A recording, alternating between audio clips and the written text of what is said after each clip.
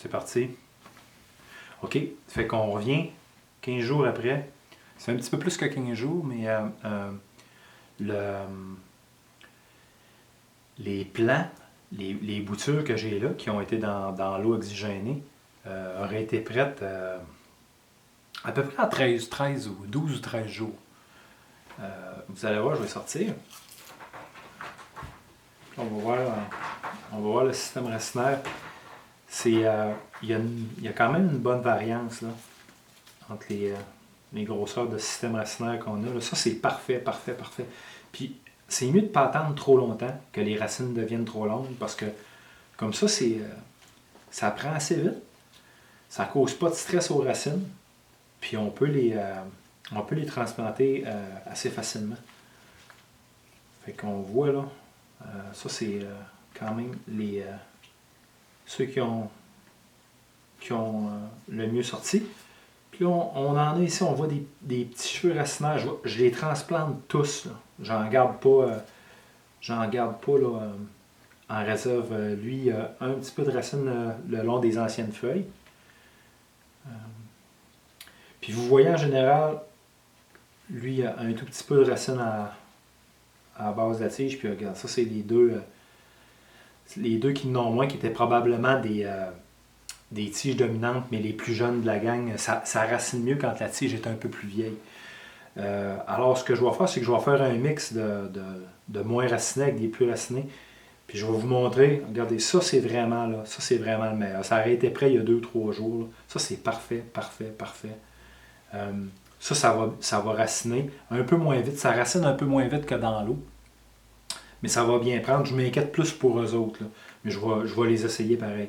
Fait que tout ça au total, pour se rendre à ce stade-là où ils sont prêts à transplanter, ça a pris, on va dire pour être safe, là, une douzaine de jours depuis que je les ai coupés. Alors, je vais juste n'empoter un pour vous donner une idée. Comparé avec l'autre ici à côté qui était à partir à grain. Ça fait que ce que j'aime faire, je les mets quand même assez profond. J'aime mieux avoir plus de racines que d'essayer de gagner de la tige. La tige, elle va se faire toute seule. J'en mets 3 par pot. Puis là, je vais en prendre un qui en a un peu moins, qui en a pas du tout même. Donc, ça donne ça. Ajoute un peu de terre.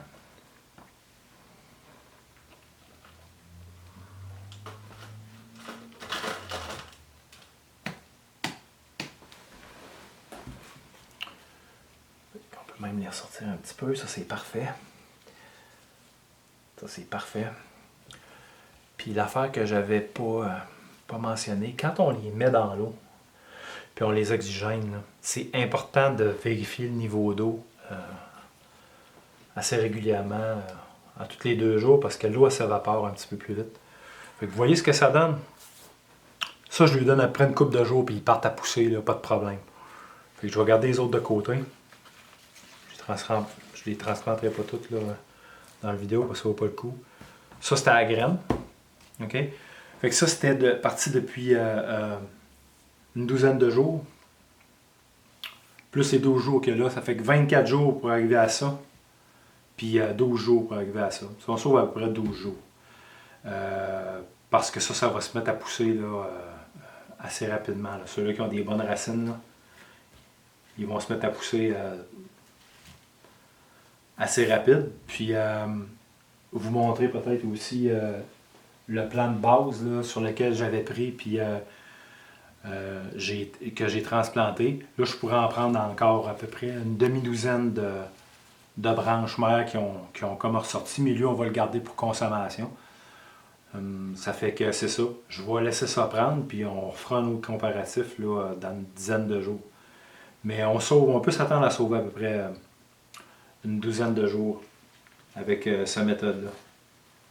Fait qu'on va se revoir un peu plus tard quand les pots, là, je vais me faire, j'ai 12, fait que je vais me faire 4 pots, puis je vais les laisser aller après une dizaine de jours, puis on verra ce que ça donne après. Ça devrait avoir avancé quand même pas mal. Fait que ça va clore ça pour aujourd'hui. OK, bye.